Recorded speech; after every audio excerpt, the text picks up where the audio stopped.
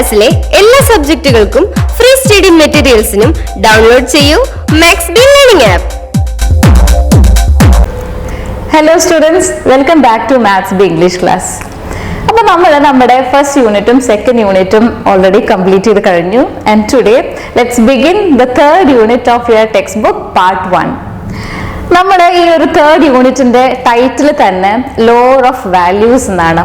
Load means story. ഒരു എന്തെങ്കിലും ഒരു മോറൽ, എന്തെങ്കിലും ഒരു വാല്യൂ കൺവേ ചെയ്യുന്ന ഒരു കെട്ടുകഥ, അതാണ് load. So the unit itself is A load of values. അതിൽ തന്നെ നമ്മുടെ ഫസ്റ്റ് ചാപ്റ്ററിന്റെ പേര് the best investment I ever made. ഞാൻ ഇതുവരെ നടത്തിയിട്ടുള്ളതിൽ വെച്ച് ദ ബെസ്റ്റ് ഇൻവെസ്റ്റ്മെന്റ്. ഇൻവെസ്റ്റ്മെന്റ് എന്ന് പറഞ്ഞാൽ എന്താ? നമ്മൾ പൈസയായിട്ടോ അല്ലെങ്കിൽ വേറെ ഏതെങ്കിലും രീതിയിലോ നമ്മൾ ഒരു നിക്ഷേപം നടത്താം. Okay, so it is the best investment I ever made, and it is written by the very famous novelist cum doctor A.J. Cronin. അപ്പോൾ നമുക്ക് ക്ലാസ് സ്റ്റാർട്ട് ചെയ്യാം. The best investment I ever made. Okay, അപ്പോൾ നമ്മൾ lesson start ചെയ്യുന്നതിന് മുമ്പ് as always we have to know the basic details of the writer, the novelist. I told you already his name. A.J. Cronin ആണ് ഈ കഥ എഴുതിയിരിക്കുന്നത്. A.J. Cronin അദ്ദേഹം actually ഒരു ഡോക്ടർ ആയിരുന്നു. By profession he's a physician. And അദ്ദേഹത്തിന്റെ ഉള്ളിൽ എപ്പോഴും റൈറ്റിങ്ങിനോട് ഒരു പാഷൻ ഉണ്ടായിരുന്നു. He always wanted to be a writer. ഒരു നോവലിസ്റ്റ് ആവണം എന്നുള്ളത് അദ്ദേഹത്തിന്റെ ആഗ്രഹമായിരുന്നു. But by profession he was a doctor. അദ്ദേഹത്തിന് ആകെ എഴുതാൻ സാധിച്ചിരുന്നത് മെഡിക്കൽ പ്രിസ്ക്രിപ്ഷൻസ് മാത്രമായിരുന്നു. അങ്ങനെ ഇരിക്കെയാണ് അദ്ദേഹത്തിന് പെട്ടെന്ന് ഒരു അസുഖം വന്ന് കുറച്ചു നാളത്തേക്ക് ഒരു റെസ്റ്റ് എടുക്കേണ്ടി വന്നത്. അപ്പൊ ആ റെസ്റ്റ് എടുത്ത പീരീഡില് എന്തായാലും ജോലിക്ക് പോകാൻ പറ്റുന്നില്ലല്ലോ. അപ്പൊ ആ ഒരു ടൈമില് അദ്ദേഹം അദ്ദേഹത്തിന്റെ പാഷനായ റൈറ്റിംഗ് ഒന്ന് സ്റ്റാർട്ട് ചെയ്യാൻ തീരുമാനിച്ചു. And thus this doctor became a writer. Okay, അതാണ് A.J. Cronin. അപ്പൊ അദ്ദേഹം എഴുതിയ സ്റ്റോറിയാണ് the best investment I ever made. Let's begin. അപ്പൊ ഈ ഒരു കഥ നടക്കുന്നത്, ഞാൻ പറഞ്ഞു ഓൾറെഡി, യൂണിറ്റിന്റെ പേര് തന്നെ ലോഡ് ഓഫ് വാല്യൂസ് എന്നാണ്. ഒരുപാട് വാല്യൂസ് നിങ്ങളോട് കൺവേ ചെയ്യാനായിട്ടുള്ള ഒരു യൂണിറ്റ് ആണ്. അപ്പൊ അതുകൊണ്ട് തന്നെ ഒരു ലെസൺ കഴിയുമ്പോൾ ആ ലെസണില് ആ ഒരു തീമു, ആ ഒരു കഥ നമ്മളോട് കൺവേ ചെയ്യുന്ന ഒരു മോറൽ ഉണ്ടാവും, ഒരു വാല്യൂ ഉണ്ടാവും. അതെന്താന്ന് നമുക്ക് ആദ്യം ഈ ചാപ്റ്ററിന്റെ അവസാനം നോക്കാം. On the second day out from New York, while making the round of the promenade deck, I suddenly became aware that one of the passengers was watching me closely. അപ്പൊ അദ്ദേഹം പറയാണ്, അദ്ദേഹത്തിന്റെ ഒരു ഫസ്റ്റ് പേഴ്സൺ നറേറ്റീവിലാണ് ഈ കഥ നടക്കുന്നത്. അദ്ദേഹം പറയാണ്, on the second day of my promenade deck, അദ്ദേഹം ഒരു ഷിപ്പില് യാത്ര ചെയ്യാണ്. അപ്പോ ന്യൂയോർക്കിൽ നിന്ന് പുറപ്പെട്ടു, ന്യൂയോർക്കിൽ നിന്ന് പോന്നു ഷിപ്പ്. യാത്രയുടെ രണ്ടാമത്തെ ദിവസം അദ്ദേഹം വെറുതെ ഇങ്ങനെ കപ്പലിന്റെ ഡെക്കിലൂടെ, കപ്പലിന്റെ മേൽഭാഗത്ത് കൂടെ ഇങ്ങനെ ജസ്റ്റ് നടക്കുകയായിരുന്നു. അങ്ങനെ നടക്കുമ്പോൾ ഒരു കാര്യം അദ്ദേഹത്തിന്റെ ശ്രദ്ധയിൽപ്പെട്ടു. എന്തായിരുന്നു? He found that one of the passengers was looking at him, staring at him. അവിടെ ഉണ്ടായിരുന്ന മറ്റു യാത്രക്കാരില് ഒരാള് ഇദ്ദേഹത്തെ ശ്രദ്ധിക്കുന്നുണ്ട്, ഇദ്ദേഹത്തെ വളരെ ക്ലോസ് ആയി വാച്ച് ചെയ്യുന്നുണ്ട് എന്ന് അദ്ദേഹത്തിന് മനസ്സിലായി. അദ്ദേഹം അത് ശ്രദ്ധിച്ചു. And following me with his gaze every time I passed, I wanted to rest to avoid the tedium of casual and importunate shipboard contacts. അപ്പോ അയാള് വിടാതെ ഇദ്ദേഹത്തെ ഇങ്ങനെ നോക്കിക്കൊണ്ടിരിക്കുന്നുണ്ട്. അദ്ദേഹം അങ്ങോട്ട് പോകുമ്പോഴും ഇങ്ങോട്ട് പോകുമ്പോഴും അദ്ദേഹത്തെ ഗെയ്സ് ചെയ്യുന്നുണ്ട്. Gazing means looking at him, staring at him. അദ്ദേഹത്തെ ഇങ്ങനെ ശ്രദ്ധിക്കുന്നുണ്ട്. അദ്ദേഹത്തിന്റെ നടത്തം ഇങ്ങനെ സൂക്ഷ്മമായി അയാൾ ഒബ്സർവ് ചെയ്യുന്നുണ്ടെന്ന് മനസ്സിലായി. പക്ഷെ നമ്മുടെ നരേറ്റർക്ക് അതാണ് ഇഷ്ടമായില്ല. നരേറ്ററിന് he wanted to avoid that. അദ്ദേഹത്തിന് ഈ ഒരു ഷിപ്പിൽ വരുന്ന, ഈ ഒരു യാത്രക്കിടയിലൂടെ വരുന്ന ഈ കോണ്ടാക്റ്റുകളും അവരുമായിട്ടുള്ള സംസാരമൊന്നും അദ്ദേഹത്തിന് അത്ര താല്പര്യമില്ല. He calls it importunate. Importunate എന്ന് പറഞ്ഞാൽ ക്വൈറ്റ് കൈൻഡ് ഓഫ് അനോയിങ്, കുറച്ച് ശല്യപ്പെടുത്തുന്ന രീതിയിൽ. നമ്മൾ വെറുതെ സ്വസ്ഥമായിട്ടൊന്ന് ഇരിക്കുമ്പോൾ ഇങ്ങോട്ട് കയറി സംസാരിച്ച് നമ്മുടെ ആ ഒരു സ്വസ്ഥത കളയാൻ വരുന്ന ആൾക്കാരെ പോലെയാണ് അദ്ദേഹം കണ്ടിട്ടുള്ളത്. അപ്പൊ അതുകൊണ്ട് തന്നെ ഇയാൾ നോക്കുന്നത് ഇനിയിപ്പോ ഇങ്ങോട്ട് വന്ന് ഇടിച്ചു കയറി സംസാരിക്കാനാണോ എന്നൊക്കെ വിചാരിച്ചിട്ട് he wanted to avoid that. Okay, let me tell you one more thing. ഈ ഒരു ചാപ്റ്ററിൽ ഒരുപാട് ന്യൂ വേർഡ്സ് ഉണ്ട്. അപ്പൊ ഞാൻ ഇതിങ്ങനെ ഡിസ്കസ് ചെയ്യുമ്പോൾ തന്നെ ആ ഓരോ വേർഡിന്റെ മീനിങ്ങും കൂടെ പറഞ്ഞു തരാം. അപ്പോൾ you can note it down. Okay, so importunate means annoying, നമുക്ക് ഇഷ്ടമില്ലാതെ നമ്മൾ ഡിസ്റ്റർബ് ചെയ്യുന്ന രീതിയിൽ. tedium means the same thing. ആ ഒരു ഇഷ്ടക്കേട് അദ്ദേഹത്തിന് അത്ര താല്പര്യം ഉണ്ടായിരുന്നില്ല. അതുകൊണ്ട് തന്നെ ഇയാൾ ഇങ്ങനെ നോക്കുന്നുണ്ട് എന്ന് മനസ്സിലായപ്പോ നമ്മുടെ നരേറ്റർ എന്ത് ചെയ്തു? അദ്ദേഹം അത് മാക്സിമം അവോയ്ഡ് ചെയ്യാൻ നോക്കി. I gave no sign of having noticed the man. എങ്ങനെയാണ് അദ്ദേഹം അത് അവോയ്ഡ് ചെയ്യാൻ നോക്കിയത്? മാക്സിമം ഇങ്ങനെ ഒരാൾ തന്നെ ശ്രദ്ധിക്കുന്നുണ്ട് എന്നുള്ള കാര്യം അദ്ദേഹം അറിഞ്ഞതേ ഇല്ല എന്നുള്ള ഭാവത്തിൽ നിന്നു. തിരിച്ചു നോക്കിയാലാണല്ലോ അയാൾ ഇങ്ങോട്ട് വന്ന് സംസാരിക്കുക. അപ്പൊ ഞാൻ കണ്ടിട്ടേ ഇല്ല എന്നുള്ള രീതിയിൽ he didn't give a sign of notice. അദ്ദേഹം ഇത് അയാൾ ഇങ്ങനെ നോക്കിയത് ശ്രദ്ധിച്ചു, ഞാൻ കണ്ടു എന്നുള്ള ഒരു സൈൻ പോലും മുഖത്ത് കാണിക്കാതെ നിന്നു. Yet there was nothing importunate about him. പക്ഷെ അദ്ദേഹം ശ്രദ്ധിച്ചൊരു കാര്യം, there was nothing importunate about him. അപ്പൊ സാധാരണ നമ്മൾ ഒരാളെ ഒഴിവാക്കാൻ നോക്കിയിട്ട് നമ്മളിങ്ങനെ ശ്രദ്ധിക്കാതെ പോലെ ഇരുന്ന് കഴിഞ്ഞാല് അയാളെ നമ്മൾക്ക് ശല്യപ്പെടുത്തുന്ന ആളെ, നമ്മളെ ശല്യപ്പെടുത്താൻ ഉദ്ദേശിച്ച ആളാണെങ്കിൽ എന്ത് ചെയ്യും? അയാളെ നേരെ വന്ന് നമ്മൾ അവോയ്ഡ് ചെയ്താലും ഇങ്ങോട്ട് വന്ന് ഇടിച്ചു കയറി സംസാരിക്കും, അല്ലെ?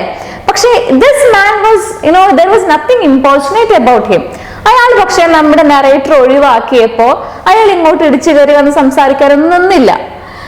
On the contrary, he seemed affected by a troubled, rather touching diffidence. പക്ഷെ അയാൾക്ക് ഒരു ഡിഫിഡൻസ് ആയിരുന്നു. ഡിഫിഡൻസ് മീൻസ് ഒരു മടി, ഒരു ചമ്മല്, ഒരു എന്തോ ഒരു ഷൈനെസ് ഒക്കെ. അയാൾക്ക് ഇങ്ങോട്ട് വന്ന് നമ്മുടെ നരേറ്ററോട് സംസാരിക്കണം എന്നുണ്ട്, അതിനാണല്ലോ അദ്ദേഹത്തിന് ഇങ്ങനെ നോക്കുന്നത്. പക്ഷെ വന്ന് സംസാരിക്കാൻ ഒരു ഹെസിറ്റേഷൻ, ഒരു മടിയുണ്ട്. ഓക്കെ, അപ്പൊ അത് എന്തുകൊണ്ടാണെന്ന് നമ്മുടെ നരേറ്റർക്ക് മനസ്സിലായില്ല. But that diffidence was very visible on his face. He was in his early 40s, rather short in build, with a fair complexion and clear blue eyes. Now the narrator is giving us a description about that man. അയാൾ ഒരു 40 വയസ്സ് പ്രായം, 40ന്റെ 40s 40 something പ്രായമുള്ള ഒരു മനുഷ്യൻ. ഷോർട്ടാണ്, അത്ര height ഒന്നുമില്ല. Okay, അത്യാവശ്യം നല്ല ശരീരമൊക്കെ ഉണ്ട്. And he has fair complexion and blue eyes. നല്ല ഫെയർ കോംപ്ലക്ഷൻ, നല്ല വെളുത്തിട്ട് നീല നിറത്തിലുള്ള കണ്ണുകളൊക്കെ ഉള്ള ഒരു അത്യാവശ്യം കാണാൻ കൊള്ളാവുന്ന ഒരു സാധാരണക്കാരൻ മനുഷ്യൻ. His thin hair had begun to recede from his forehead. വളരെ മുടി ഇങ്ങനെ കട്ടി കുറഞ്ഞ മുടിയാണ്. അത് മാത്രമല്ല, അതിങ്ങനെ ഏതാണ്ട് കഷണ്ടിയൊക്കെ സ്റ്റാർട്ട് ചെയ്ത് തുടങ്ങിയിട്ടുണ്ട്. His dark suit, sober tie and rimless spectacles gave evidence of a serious and reserved disposition.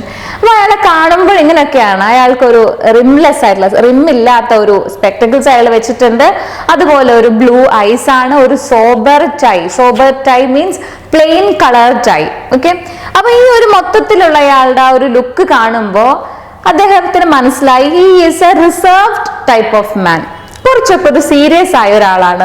Disposition means that persons character. അപ്പൊ അയാൾക്ക് ഈ അപ്പിയറൻസിൽ, അയാളുടെ ഡ്രസ്സിങ്ങിൽ നിന്നും അയാളുടെ ദ വേ ഹി ലുക്ഡ്, ഇതൊക്കെ നോക്കിയപ്പോൾ നമ്മുടെ നരേറ്റർക്ക് തോന്നി he is a kind of reserved man, ഒരു കുറച്ച് സീരിയസ് ഒക്കെ ആയ ഒരാളാണ്. And at this point the bugle sounded for dinner and I went below. അപ്പൊ ഈ നമ്മുടെ ഇയാളിങ്ങനെ അപ്പോഴും നോക്കുന്നുണ്ട്, നമ്മുടെ നരേറ്റർ നോക്കുന്നുണ്ട്. പക്ഷെ നരേറ്റർ ഇങ്ങനെ നോക്കിയോ, ഇയാളിങ്ങനെ ഒരു ഏതാണ്ട് 40 ഒക്കെ പ്രായമുള്ള ഒരാൾ. And he is short. Okay, കൊള്ളാം. He looks like a reserved type of person, a serious kind of person എന്നൊക്കെ ഇങ്ങനെ ആലോചിച്ച് നിൽക്കുമ്പോഴേക്കും ദ ബ്യൂഗിൾ സൗണ്ടഡ്. ബ്യൂഗിൾ എന്ന് പറഞ്ഞു കഴിഞ്ഞാൽ ഒരു actually it's a musical instrument. പക്ഷെ ഷിപ്പിൽ എന്തിനാണ് അത് ഉപയോഗിക്കുന്നത്? ഈ യാത്രക്കാർക്ക് ഓരോന്നിനുള്ള സിഗ്നൽ കൊടുക്കാനാണ്. അപ്പൊ ഡിന്നർ കഴിക്കാൻ സമയമായി എന്നുള്ള സിഗ്നൽ ആയിട്ട് ആ ബ്യൂഗിൾ ശബ്ദം കേട്ടു. അപ്പൊ പിന്നെ നമ്മുടെ നരേറ്റർ ഭക്ഷണം കഴിക്കാനായിട്ട്, ഡിന്നർ കഴിക്കാനായിട്ട് പോയി. ഓക്കെ, അപ്പൊ ഇപ്പോഴും ഇയാൾ ഇങ്ങോട്ട് വന്ന് നരേറ്ററോട് സംസാരിക്കോ, നരേറ്റർ അങ്ങോട്ട് കയറി എന്തെങ്കിലും ചോദിക്കോ ഒന്നും ഉണ്ടായിട്ടില്ല. പക്ഷെ നരേറ്റർക്ക് മനസ്സിലായി he wanted to just come to him, he wanted to talk to him. പക്ഷെ അയാൾക്ക് എന്തോ ഒരു മടിയും ഉണ്ട്, ഇങ്ങോട്ട് വന്ന് ഇടിച്ചു കയറി സംസാരിക്കാനായിട്ട് ഒരു ചെറിയൊരു ഹെസിറ്റേഷൻ ഉണ്ട്. On the following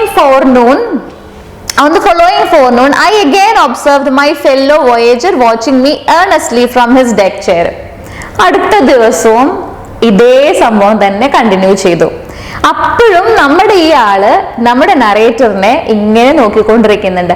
നമ്മുടെ നരേറ്റർ എവിടെയൊക്കെ പോകുന്നോ ഇയാളാ നമ്മുടെ നരേറ്ററിനെ ഇങ്ങനെ ഗേസ് ചെയ്തുകൊണ്ടിരിക്കുന്നുണ്ട്. Okay, now this time he was sitting. അപ്പോഴും ഇങ്ങനെ ആ ഇരുന്ന സ്ഥലത്ത് നിന്നും നമ്മുടെ നരേറ്ററെ നോക്കിക്കൊണ്ടിരിക്കുകയാണ്. Now a lady was with him, obviously his wife. Okay, അപ്പൊ ഇത്തവണ അദ്ദേഹത്തിന്റെ കൂടെ ഒരു സ്ത്രീയും കൂടെ ഉണ്ട്. There was a lady with him. Who was that lady? Obviously his wife. ഇയാളുടെ ഭാര്യയാണ്. ഓക്കെ, അപ്പോ ആദ്യം 2 ദിവസമായിട്ട് നമ്മുടെ ഈ ആള് മാത്രമാണ് നമ്മുടെ നരേറ്റർ ഇങ്ങനെ നോക്കിക്കൊണ്ടിരുന്നത്. പക്ഷെ ഇത്തവണ അതാ ഒരു പുതിയ കഥാപാത്രം കൂടി ഉണ്ട്, ഒരു ലേഡിയാണ്, that person's wife. The situation by this time had begun to intrigue me. അപ്പൊ ഒരു 3 ദിവസമൊക്കെ ആയിട്ട് ഒരാള് നമ്മളെങ്ങനെ ക്ലോസ് ആയി ഒബ്സർവ് ചെയ്തുകൊണ്ടിരിക്കുക, നമ്മളെങ്ങനെ നോക്കിക്കൊണ്ടിരിക്കുക എന്നൊക്കെ പറയുമ്പോൾ definitely that will intrigue us.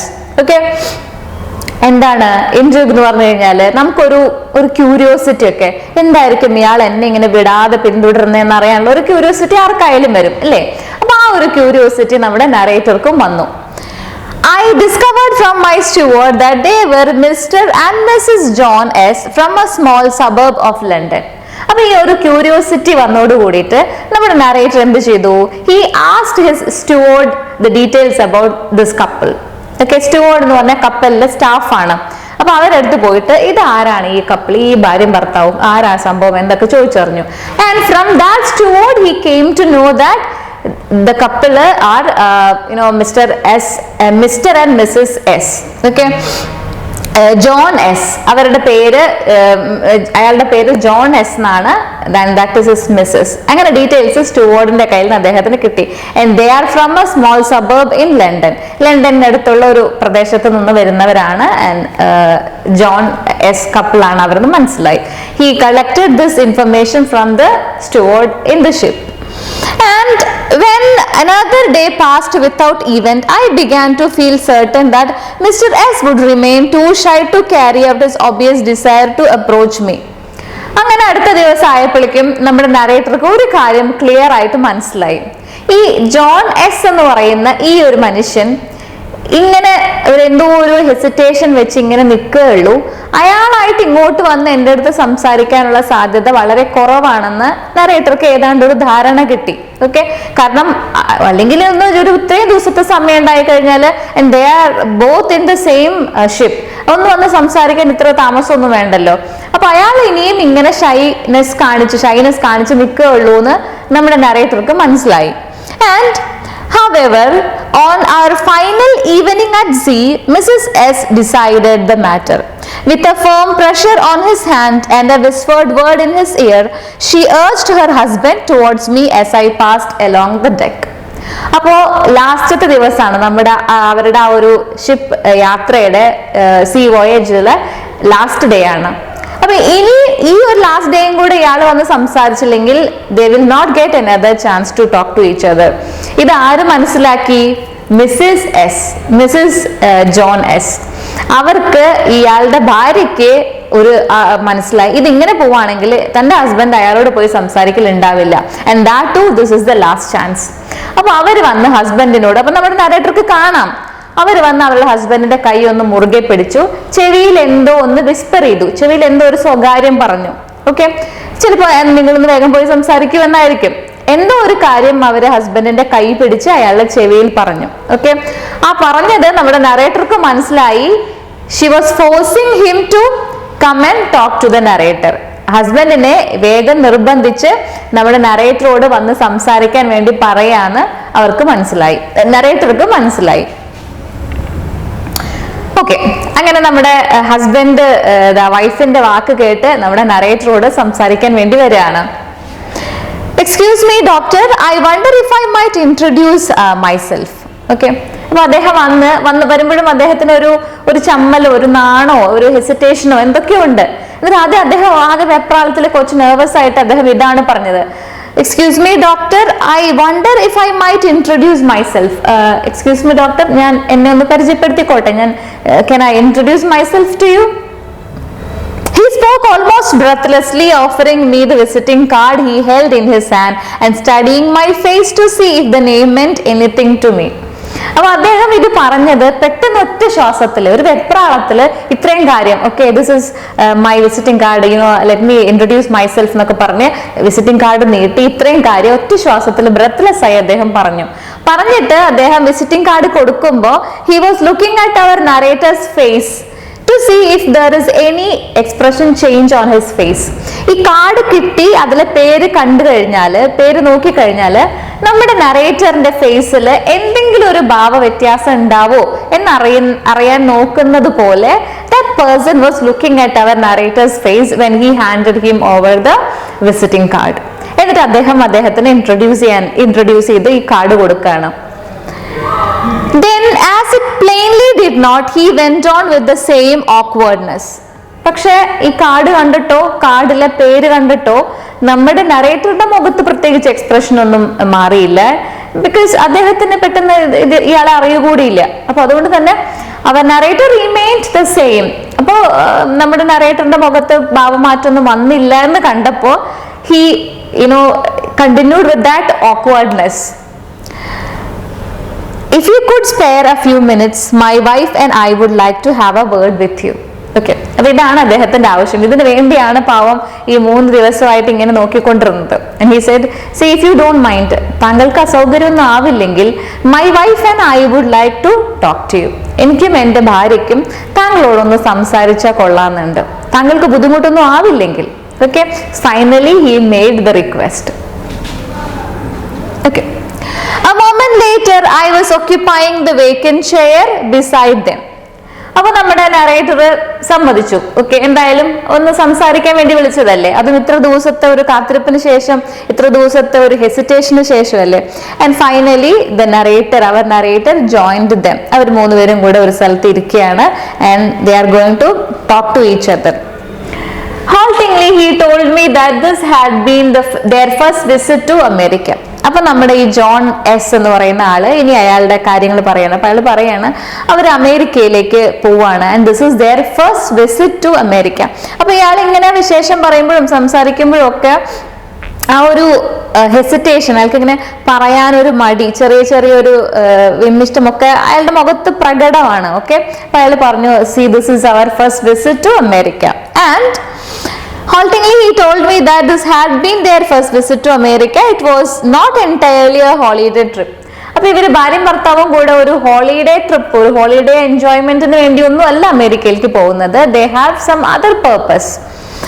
See, they had been making a tour of the New England states, inspecting many of the summer recreational camps for young people there. അപ്പൊ അവർ പോകുന്നതിന്, അവരുടെ ഈ യാത്രയുടെ ഉദ്ദേശം, അവർ ന്യൂ ഇംഗ്ലണ്ടിലെ പല സ്റ്റേറ്റുകളും ഇങ്ങനെ യാത്ര ചെയ്ത് കാണുകയാണ്. എന്തിനാണ് ഈ സ്റ്റേറ്റുകളിലേക്ക് യാത്ര ചെയ്യുന്നത്? എന്തിനാണ്? To visit the summer recreational camp for youth. ചെറുപ്പക്കാർക്ക് വേണ്ടിയിട്ടുള്ള സമ്മർ റിക്രിയേഷണൽ ക്യാമ്പുകൾ അവരുടെ ഈ മാനസികോല്ലാസത്തിനും അല്ലെങ്കിൽ വേറെ എന്റർടൈൻമെന്റിനൊക്കെ വേണ്ടിയിട്ട് ആൾക്കാർക്ക് ഒരു relief from tension all the other problems ഒക്കെ കൊടുക്കുന്ന സെന്ററുകളെയാണ് നമ്മൾ റിക്രിയേഷണൽ സെന്ററുകൾ എന്ന് പറയുക.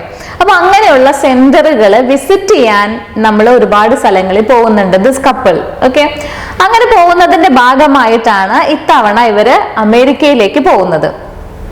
And afterwards they had visited settlement houses in New York and other cities to study the methods employed in dealing with cases of backward, maladjusted and delinquent youth. Okay, അപ്പൊ അവര് summer recreational camp for youth അവിടെ പോകുന്നുണ്ട്. അത് പല സ്റ്റേറ്റുകളിലായിട്ട് യാത്ര ചെയ്തിട്ട് ആ സെന്ററുകൾ, ആ ക്യാമ്പുകൾ അവർ സന്ദർശിക്കുന്നുണ്ട്. മോർ ദാൻ ദാറ്റ് അവര് സെറ്റിൽമെന്റ് ഹൗസസ് ഫോർ മാൽഅഡ്ജസ്റ്റഡ് യൂത്ത്, അതായത് ഏതെങ്കിലും രീതിയിലുള്ള ചീത്ത കൂട്ടുകെട്ടിലൊക്കെ പെട്ട്, അല്ലെങ്കിൽ ഏതെങ്കിലും കേസിലൊക്കെ പെട്ട്, അല്ലെങ്കിൽ എന്തെങ്കിലും രീതിയിൽ പണിഷ്മെന്റ് ഒക്കെ കിട്ടിയ ചെറിയ രീതിയിൽ ക്രിമിനൽസ് ഒക്കെ ആയി മാറി, അതായത് സൊസൈറ്റിയുടെ ഒരു ഇൻഫ്ലുവൻസ് കൊണ്ടോ അല്ലെങ്കിൽ വേറെ ബാഡ് ലിവിങ് അറ്റ്മോസ്ഫിയർ കൊണ്ടോ അല്ലെങ്കിൽ അവരുടെ ഡെസ്റ്റിനി കൊണ്ടോ വഴിതെറ്റിപ്പോയ, സമൂഹത്തിൽ നിന്ന് മാൽ അഡ്ജസ്റ്റഡ് ആയി പോയിട്ടുള്ള യുവാക്കൾക്ക് വേണ്ടി, ചെറുപ്പക്കാർക്ക് വേണ്ടിയിട്ടുള്ള സെന്ററുകൾ, സെറ്റിൽമെന്റ് ഹൗസസ്, അവിടെ എങ്ങനെയാണ് അവരെ ട്രീറ്റ് ചെയ്യുന്നത്, എങ്ങനെയാണ് അവരെ ജീവിതത്തിലേക്ക് തിരിച്ചു കൊണ്ടുവരാനുള്ള ആക്ടിവിറ്റീസ് നടക്കുന്നത്. ഇതൊക്കെ പഠിക്കാനും ഇതൊക്കെ കാണാനും വേണ്ടിയാണ് ഈ ഒരു കപ്പിള് ഇങ്ങനെ യാത്ര ചെയ്യുന്നത്. അവരെവിടേക്കൊക്കെ യാത്ര ചെയ്യുന്നത്? Summer recreational camps and settlement houses. എന്താണ് അവരുടെ യാത്രയുടെ ഉദ്ദേശം? സമൂഹത്തിൽ നിന്ന് തഴയപ്പെട്ട, അതായത് ഓരോ രീതിയിൽ അല്ലെങ്കിൽ ഏതെങ്കിലും ക്രിമിനൽസ് ആയാലും, ഇപ്പൊ നമുക്ക് തന്നെ അറിയാം, ഈ ജുവനൈൽ ഹോംസിലൊക്കെ പോകുന്ന ചെറിയ പ്രായത്തിൽ തന്നെ എന്തെങ്കിലും തെറ്റുകളൊക്കെ ചെയ്ത് ശിക്ഷ കിട്ടി അങ്ങനെയൊക്കെ ചെറിയ പ്രായത്തിലെ ക്രിമിനൽസ് ആയവര് പിന്നീട് അവർ ശിക്ഷാ കാലാവധി കഴിഞ്ഞ് അവർ തിരിച്ചു വന്നാലും അവരെ സൊസൈറ്റി ആക്സെപ്റ്റ് ചെയ്യാൻ കുറച്ച് പാടാണ്. അപ്പൊ അങ്ങനെയുള്ളവർ വീണ്ടും ക്രൈമിലേക്ക് തന്നെ പോകാനുള്ള ടെൻഡൻസി നല്ല കൂടുതലാണ്. അപ്പൊ അങ്ങനെയുള്ളവരെ ഇനി ക്രൈംസിലേക്ക് പോവാതെ അവരെ സൊസൈറ്റിയിലേക്ക് ആക്സെപ്റ്റ് ചെയ്ത് അവർക്ക് ജീവിക്കാനുള്ള ഒരു മാർഗം ഒക്കെ കൊടുത്ത് അവരെ നല്ല രീതിയിലേക്ക് കൊണ്ടുവരാനുള്ള centres, settlement houses and recreational camps, ഇങ്ങനെയുള്ള ക്യാമ്പുകൾ എങ്ങനെയാണ് അവയുടെ പ്രവർത്തനം, എങ്ങനെയാണ് അവിടെ കാര്യങ്ങളൊക്കെ നടക്കുന്നത്, വാട്ട് ആർ ദിയർ ആക്ടിവിറ്റീസ്, ഇതൊക്കെ കാണാനും പഠിക്കാനും വേണ്ടിയാണ് ഈ ഒരു കപ്പിൾ ജോൺ എസ് എന്ന് പറയുന്ന ഈ ഇദ്ദേഹത്തിന്റെ ഭാര്യയും ഇങ്ങനെ സ്ഥലങ്ങളിൽ യാത്ര ചെയ്യുന്നത്. ആൻഡ് ഇപ്പൊ അവര് ന്യൂ ഇംഗ്ലണ്ടിലെ സ്റ്റേറ്റുകളാണ് യാത്ര ചെയ്യുന്നത്. And at present they are going to America. Okay, അപ്പോൾ ഇതിൽ കുറച്ച് വേർഡ്സ് ഉണ്ട്. മാലഡ്ജസ്റ്റഡ് ആൻഡ് ഡിലിങ്ക്വന്റ്. ഡിലിങ്ക്വന്റ് എന്ന് പറഞ്ഞു കഴിഞ്ഞാൽ ഇതേപോലെ വഴി തെറ്റിപ്പോയ യുവാക്കള്. മാലഡ്ജസ്റ്റഡും അത് തന്നെയാണ്, മോർലെസ് ദ സെയിം മീനിങ്. അവരുടേതല്ലാത്ത കാരണങ്ങൾ കൊണ്ട്, ബാഡ് കൂട്ടുകെട്ട് കൊണ്ടും അങ്ങനെയൊക്കെ ആയിട്ട്, അല്ലെങ്കിൽ ഒരു ബാഡ് ഫാമിലി ബാക്ക്ഗ്രൗണ്ടിൽ നിന്ന് വരുന്ന കുട്ടികളായാലും അങ്ങനെ അവരുടേതല്ലാത്ത കുറ്റം കൊണ്ട് വഴിതെറ്റിപ്പോയ ചെറുപ്പക്കാര്, അഡോളസൻസ്. ഓക്കെ, അവരെയാണ് നമ്മൾ ഈ മാലഡ്ജസ്റ്റഡ് ആൻഡ് ഡിലിങ്ക്വന്റ് യൂത്ത് എന്ന് പറയാം. അങ്ങനെയുള്ള കുട്ടികളെ ജീവിതത്തിലേക്ക് തിരിച്ചു കൊണ്ടുവരാനുള്ള വഴികൾ നോക്കിയാണ് ഈ ഒരു കപ്പിള് യാത്ര ചെയ്യുന്നത്. And there was in his voice and manner, indeed in his whole personality, a genuine enthusiasm that was disarming. അപ്പൊ ഇത്രയും ഒരു കാര്യം ഈ ഒരു കപ്പിൾ പറഞ്ഞു തീർത്തപ്പോ നമ്മുടെ നറേറ്റർക്ക് എന്തോ ഒരു ഇഷ്ടം തോന്നി അയാളോട്. His all personality was disarming. Disarming എന്ന് പറഞ്ഞു കഴിഞ്ഞാൽ കൈൻഡ് ഓഫ് അട്രാക്റ്റീവ്, ഒരു ചാമിങ്നെസ്. ഇങ്ങനെ ഒരു സമൂഹത്തില് ഒന്നും അല്ലാതായി പോയ ഒരുപാട് പേരെ സഹായിക്കാൻ ഇറങ്ങി തിരിച്ച ഒരു ഭാര്യയും ഭർത്താവും. അപ്പൊ അത് പറയുമ്പോ അദ്ദേഹം വളരെ ജെന്യുവൻ ആയിട്ട്, he speaking from his heart, ഈ ഒരു ഫീലിംഗ് നമ്മുടെ നറേറ്റർക്ക് കിട്ടി. And I found myself liking him instinctively. അത് മാത്രമല്ല, ഈ ഒരു ഫീലിംഗ് കിട്ടിയപ്പോൾ നറേറ്റർക്ക് എന്തോ ഒരു ഇഷ്ടം അയാളോട് വന്നു തുടങ്ങി. He started liking him. And questioning him further, I learned that he and his wife had been active for the past 15 years in the field of youth welfare. അങ്ങനെ ഒന്നും കൂടെ ഇരുന്ന് സംസാരിച്ചപ്പോഴാണ് അദ്ദേഹത്തിന് ഒരു കാര്യം മനസ്സിലായത്. ഈ ഒരു ജോൺ എസ് എന്ന് പറയുന്ന ഇദ്ദേഹവും അദ്ദേഹത്തിന്റെ വൈഫും കഴിഞ്ഞ 15 വർഷമായിട്ട്, for the last 15 years they have been working in this field of youth welfare. യുവാക്കളുടെ വെൽഫെയറിന് വേണ്ടി, യുവാക്കളുടെ ക്ഷേമത്തിന് വേണ്ടി പ്രവർത്തിച്ചുകൊണ്ടിരിക്കുകയാണ് this couple for the last 15 years. And he was by profession a solicitor, but in addition to his practice at the courts, found time to act as a director of a charitable organization devoted to the care of boys and girls, mostly from city slums, who had been fallen under the ban of law. Okay, അപ്പൊ അദ്ദേഹം ഒരുപാട് നല്ല കാര്യങ്ങൾ ചെയ്യുന്നുണ്ട്. And by profession he is a solicitor, ഒരു lawyer ആണ്. അപ്പൊ കോർട്ടിൽ പോയി ഒരു ലോയർ ആയിട്ട് വർക്ക് ചെയ്യുന്നതിന്റെ ഒപ്പം the same time he is running A charitable organisation. He is director of A charitable organisation. ആ ചാരിറ്റബിൾ ഓർഗനൈസേഷൻ എന്തിനു വേണ്ടി വർക്ക് ചെയ്യുന്നതാണ്? For the welfare of, for the care of boys and girls who are discarded in our society. സമൂഹത്തിലെ ആരാലും നോക്കാനില്ലാതെ ഒറ്റപ്പെട്ടു പോയ, വഴിതെറ്റിപ്പോയ ആൺകുട്ടികളെയും പെൺകുട്ടികളെയും protect ചെയ്ത് അവർക്കൊരു കരിയറും അവർക്കൊരു ജീവിതവും ഒക്കെ കൊടുക്കാൻ വേണ്ടി പ്രവർത്തിക്കുന്ന ഒരു charitable organisation. And he is the director of that organisation. So apart from being A lawyer, he is also the director of A charitable organisation. നോക്കൂ, അപ്പൊ എന്തൊരു നല്ല മനുഷ്യനാണ്. ഇങ്ങനെ ഒരുപാട് പുണ്യപ്രവർത്തികൾ ചെയ്യുന്ന വളരെ നല്ല മനസ്സുള്ള ഒരാളും അയാളുടെ ഭാര്യയും. As he spoke with real feeling, I got a vivid picture of the work these two people were doing. അപ്പൊ ഇവരോട് ഇങ്ങനെ ഒരുപാട് സംസാരിച്ചപ്പോ നമ്മുടെ നറേറ്റർക്ക് ഇവരെ ഈ ഒരു ഭാര്യയും ഭർത്താവും ചെയ്യുന്ന വർക്കിന്റെ ഒരു full picture, A vivid picture, A clear picture അദ്ദേഹത്തിന് കിട്ടി.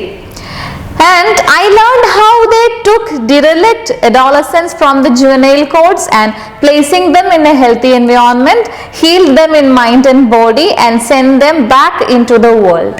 അപ്പോൾ ഇതാണ് ജീവിതത്തിൽ തഴയപ്പെട്ടു പോയ, ഒഴിവാക്കപ്പെട്ടു പോയ, വഴിതെറ്റിപ്പോയ ചെറുപ്പക്കാരായ ആൺകുട്ടികളെയും പെൺകുട്ടികളെയും തിരിച്ചെടുത്ത് അവരെ പ്രൊട്ടക്ട് ചെയ്ത് അവരെ പഠിപ്പിച്ച് അവർക്കൊരു ജീവിതമാർഗമൊക്കെ കൊടുത്ത് അവരെ ഫിസിക്കലി ആൻഡ് മെന്റലി അവരെ ഓൾ റൈറ്റ് ആക്കി സൊസൈറ്റിയിലേക്ക് തിരിച്ചു കൊണ്ടുവരുന്ന പ്രവൃത്തി.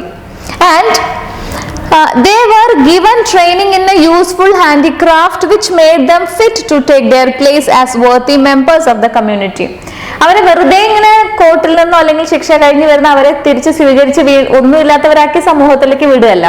അവരെന്തെങ്കിലുമൊക്കെ കൈത്തൊഴിൽ പഠിപ്പിച്ച് അത് അവരുടെ ഒരു മീൻസ് ഓഫ് ലിവിങ് ആക്കി അത് അവരുടെ ഒരു ജീവിത മാർഗമാക്കിയിട്ട് അങ്ങനെ അവരെ സൊസൈറ്റിയിൽ acceptable citizens, acceptable members of community ആക്കുന്നതാണ് ഈ ഒരു കപ്പിൾ ചെയ്യുന്നത്. And it was a work of redemption that stirred the heart, and I asked what had directed his life into this channel.